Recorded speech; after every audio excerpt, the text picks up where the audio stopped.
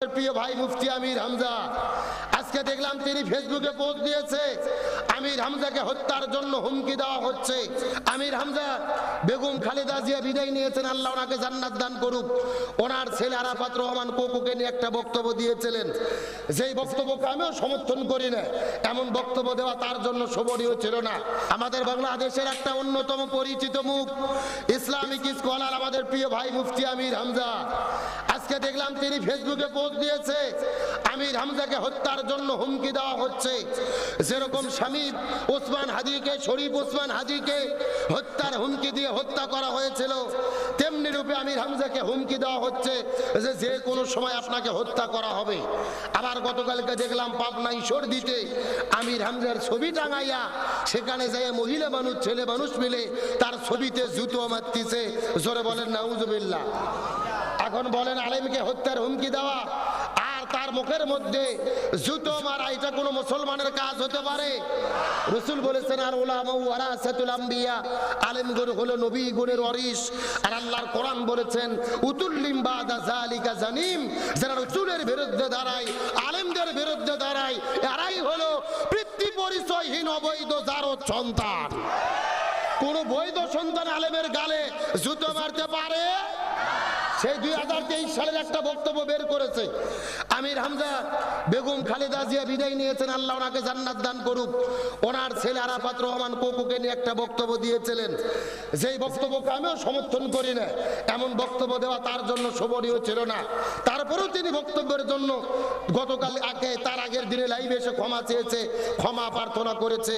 ক্ষমা চাওয়ার পরেও তার মুখের মধ্যে জুতো মারা, আবার তাকে হত্যার হুমকি দেওয়া, এটা অতি বাড়াবাড়ি ছাড়া আর কিছু হতে পারে না।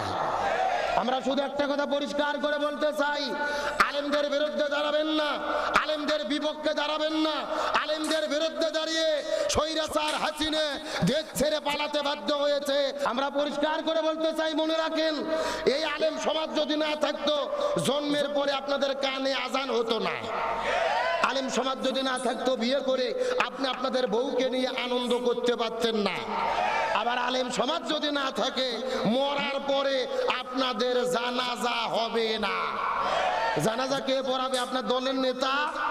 এমন নেতার পেছনে ঘোরেন সূরা ফাতিহা পড়তে দিলে 6 বার প্রসাব করবে। এ কথা কোন নাগা? এই জন্য আমরা ঐক্যবদ্ধ হয়েছি, আলেমদের বিরুদ্ধে যারা দাঁড়াবে এদের জানাজা কোন হুজুরের দ্বারা হবে না। আজ থেকে 8 বছর আগে বাংলাদেশের একজন সব্যসাচী কবি শামসুর রহমান, ওই শয়তান বলেছিল ফজর নামাজের যখন আজান দেয় মনে হয় ব্যবসাটা তার খরিদ্দারকে ডাকতেছে। নাউজুবিল্লাহ বলবেন না? এই কথা বলার পরে যখন মরে গেল, আমরা ঢাকা শহরের সব আলেম একদল হয়েছি, আর জানাজা কেউ পড়বে না। পুলিশ যে দেখে বড় মসজিদের ইমাম আগেই পড়িয়ে ভয়ে পাইলে চলে গেছে, কিন্তু মুয়াজ্জিন আছে, মুয়াজ্জিনকে জোর করে ধরে এনেছে নামাজ পড়ানোর জন্য। মুয়াজ্জিন নামাজও পড়াইছে। নামাজ পড়ার পর আমরা জিজ্ঞেস করলাম, এই মুয়াজ্জিন তুমি নামাজ পড়াইলা কেন? মুয়াজ্জিন বলতেছে টেনশন করেন না, পেশাব পায়খানা করে ওযু করিনি, দোয়াও পড়িনি, বিনে ওযুতে বিনে দোয়াতে মার দিছি। তার কারণ হলো উস্তাদের মার। এ জোরে কোন উস্তাদের মার? শেষ রাতে তোমরা সারা জীবন হুজুরদের বিরুদ্ধে দাঁড়াবা, আলেমদের রাজাকার বলবা, মৌলবাদী বলবা, ধর্মান্ধ বলবা, ধর্ম ব্যবসায়ী বলবা, আর তোমরা মরে গেলে আমরা দোয়া পড়ে জানাজা পড়ে জান্নাতে ঢুকে দেব। ওই ধান্দা বাদ দাও। জোর করে নিয়ে যাবে নামাজ পড়ানোর জন্য, আল্লাহু আকবার বলে চুপ করে থাকবো, কোনো দোয়া পড়বো না, ফাটা বাটাম। এ কথা কোন নাগা? সুতরাং সরকারকে বলতে চাই, শরীফ ওসমান হাদিকে হারাইছি, বাংলাদেশের অন্যতম একজন আলেম আমির হামজাকে কারা হত্যার হুমকি দিল, এদেরকে বের করে বিচারের আওতায় আনতে হবে। কোন আলেমকে হত্যার হুমকি দিয়ে এই বাংলাদেশে পার পেয়ে যাবে, এটা আমরা সহ্য করতে চাই না। আসলে আমির হামজার 4-5 বছর 3 বছর আগের বক্তব্য বের করে কেন ঘোলাটে পরিবেশ তৈরি করা হচ্ছে? কারণ একটা, আমির হামজা যে আসনে এমপি পদে দাঁড়াইছে, আমি তথ্য নিয়ে দেখেছি অবস্থা খুবই ভালো। এখন বিরোধী পক্ষ চিন্তা করতেছে আমরা হয়তো ফেল করব, ওর সাথে জিততে পারবো না, এই জন্য অতীত বক্তব্য কাটছাট করে সমাজের মধ্যে ফিতনা ছড়ানোর চেষ্টা করতেছে। আমরা পরিষ্কার করে বলতে চাই, ষড়যন্ত্র করে কোনো লাভ হবে না।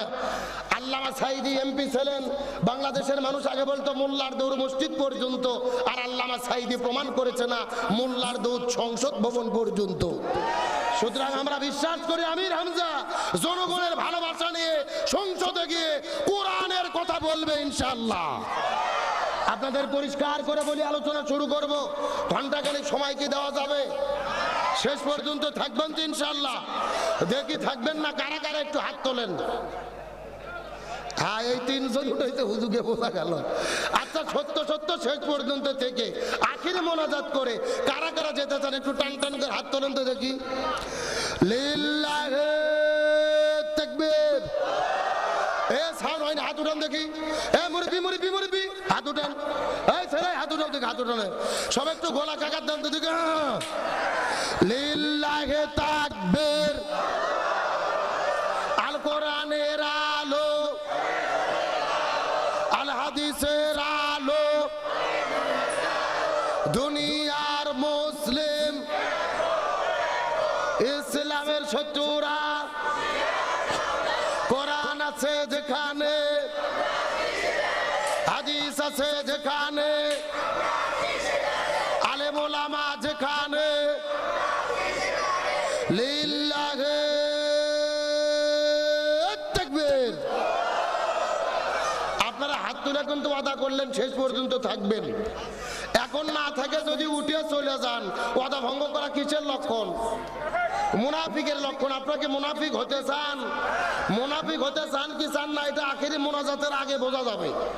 শেষ করার আগে দেখেন কারা কারা উঠে যায়। যারা যারা উঠে যাবে মনে করবেন ওই গ্রুপের লোক। আর আমি জানতে চাচ্ছি ওই যে পিছনে দাঁড়িয়ে আছে ওরা কারা, কোথা থেকে এলো? এখন আপনাদের প্রশ্ন করতে চাই, আজকের মাহফিল হওয়াতে আপনারা খুশি না বেজার? আরো জোরে বলেন। সত্য সত্য কারা কারা খুশি আর একবার হাত তোলেন তো দেখি, কষ্ট করে সবাই হাত উঠান। এই ছেলে, তুমি কি বেজার নাকি? হাত তোলো, চিৎকার করে বলেন ইয়া রাব্বাল আলামিন। আজকের মাহফিলকে আপনি কবুল করে নেন। এই মাহফিলের ওসিলা করে আমাদের সবাইকে মাফ করে দেন।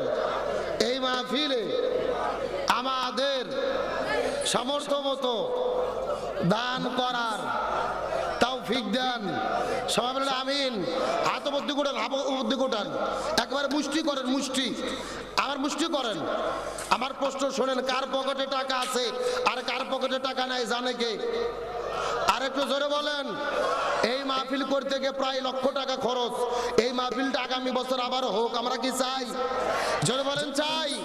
এই জন্য আপনাদের অনুরোধ করে বলবো, একটা চায়ের দাম 5 টাকা, পানির দাম 5 টাকা, কমপক্ষে 10টা করে টাকা, বেশি হলে 20, 50, 100, যে যতটুকু পারেন এই মাহফিলের জন্য সহযোগিতা করবেন। 2 মিনিটের ভেতরে কালেকশন শেষ করে ডাইরেক্ট আলোচনা শুরু করব ইনশাআল্লাহ। হাতগুলো আস্তে করে নামায়া নামায়া পকেটে ঢুকান, একজনও মিস করবেন না। কথা বলতেছি, বলেন তো দেখে এই মাইক যে ইঞ্জিনিয়ার তৈরি করেছে, বানাইছে, এর পেছনে উদ্দেশ্যটা কি? একটু কথা বলেন, উদ্দেশ্যটা কি? যেন সাউন্ড শোনা যায়। এই যে চতুর্দিকে লাইট জ্বালানো হয়েছে মাহফিলকে কেন্দ্র করে, এই বাল্বগুলো, লাইটগুলো যে বানানো হয়েছে, বলেন তো এর পেছনে উদ্দেশ্যটা কি? একটু কথা বলেন ভাই। কোরআনের মাহফিল, ডাইরেক্ট আলোচনা হচ্ছে, যেন আলো দেখা যায়। এই যে আমরা তিনজন এখানে বসে আছি চেয়ারের উপরে, সোফার উপরে, এইগুলো যে তৈরি করা হয়েছে, বলেন তো দেখি এগুলো তৈরি করা হয়েছে এর পেছনে উদ্দেশ্য কি? যেন বসা যায়। এখন আপনাদের কাছে আমার প্রশ্ন, আল্লাহ তাআলা জমিনের ভিতরে 18,000 মাখলুকাত সৃষ্টি করেছেন। 18,000 মাখলুকাতের ভেতরে সৃষ্টির সেরা মাখলুক হলেন মানুষ।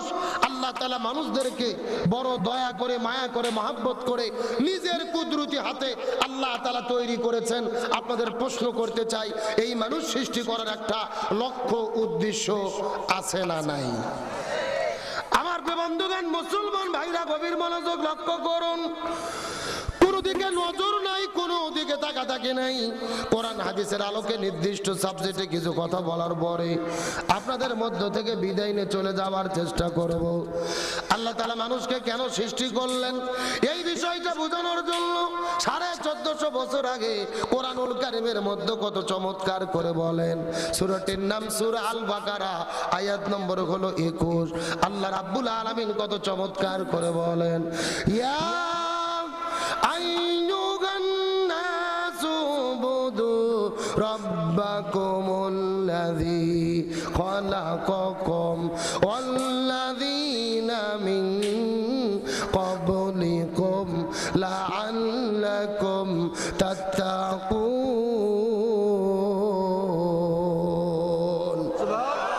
আর আসরে বলে আল্লাহু আকবার।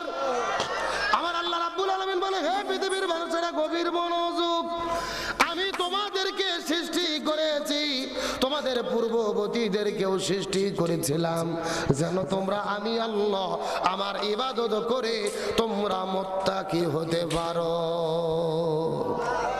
এই আয়াতের দ্বারা বোঝা গেল আল্লাহ তাআলা আমাদেরকে সৃষ্টি করেছেন কার ইবাদত করার জন্য। আরো জোরে বলেন।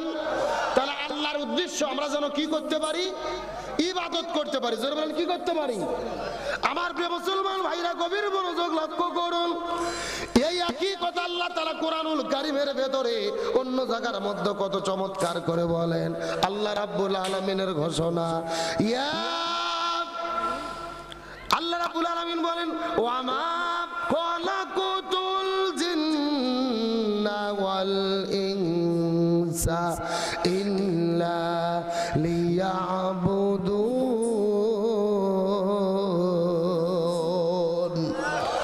আল্লাহ রাব্বুল আলামিন বলে, হে পৃথিবীর মানুষেরা গভীর মনোযোগ, আমি মানুষ সৃষ্টি করেছি, জিন সৃষ্টি করেছি, এর পেছনে একমাত্র কেবলমাত্র কারণ হলো যেন তারা আমি আল্লাহ আমার ইবাদত করতে পারে। তার মানে এই আয়াতের দ্বারা বোঝা গেল আল্লাহ মানুষ এবং জিন সৃষ্টি করেছেন কি করার জন্য? এ ভাই একটু কথা বলেন ভাই। এটা লিখে দিয়েছেন তাফসীর মাহফিল মানে কোরআনের ক্লাস। শিক্ষক যেভাবে ক্লাস নেয়, পড়া বুঝতে গেলে ছাত্রদের কথা বলতে হয়, একই রকম কোরআনের মাহফিলে আলোচনা বোঝার জন্য শ্রোতাদের কথা বলার দরকার আছে না নাই? আমি আপনাদের এখানে 1 ঘন্টা আলোচনা করবো, একটু বোঝার জন্য কথা বলতে হবে। আমি ভাই অন্য ধরনের বক্তা, আমি ওয়াজ করবো আর আপনারা ঘুম পারবেন এই সুযোগ নেই। আমি যতক্ষণ ওয়াজ করবো আমার সাথে আপনাদেরকে ওয়াজ করা লাগবে।